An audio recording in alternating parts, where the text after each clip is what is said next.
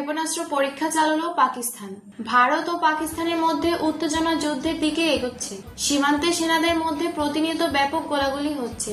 এর মধ্যে গত 1 মে সামরিক মহড়া চালিয়েছে পাকিস্তান সেনাবাহিনী। একদিন পরে এবার ভয়ঙ্কর ব্যালিস্টিক ক্ষেপণাস্ত্রের পরীক্ষা চালালো ইসলামাবাদ।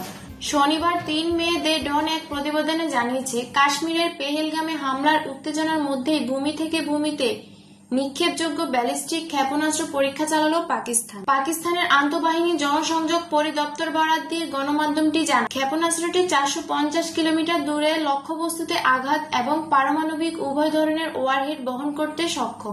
আবদালি উইপন সিস্টেম নামের এই ক্ষেপণাস্ত্রটি ইন্ডাস সামরিক মহড়ার অংশ হিসেবে উৎক্ষেপণ করা হয়।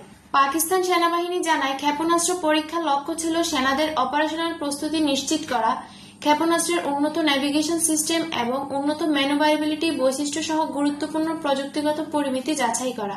এদিকে পাকিস্তানের এই ক্ষেপণাস্ত্র পরীক্ষাকে গুরুতর উস্কানি হিসেবে দেখছে ভারত।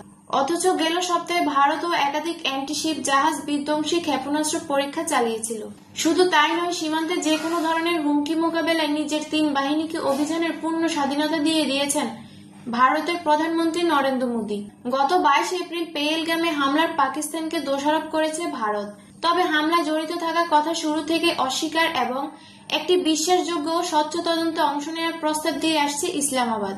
তারপরও পাকিস্তানকে দায়ী করে একাধিক পদক্ষেপ নিয়েছে ভারত। বিশ্লেষকরা বলেছেন, পাকিস্তান যে কাশ্মীরি হামলা চালিয়েছে তার জোরালো প্রমাণ দেখাতে পারেনি ভারত। এই অবস্থায় দিল্লি কোনো পদক্ষেপ নিলে বিশ্বমঞ্চে তার ন্যায্যতা পাওয়ার সম্ভাবনা কম। তবে পারমাণবিক অস্ত্রে সজ্জিত ভারত এবং পাকিস্তানের মধ্যে চলমান সামরিক সংঘর্ষের আশঙ্কা যদি বাড়তে থাকে, তাহলে তা নিয়ন্ত্রিত করা কঠিন হতে পারে। তামান্না তাসনিম, মিনিট টিভি।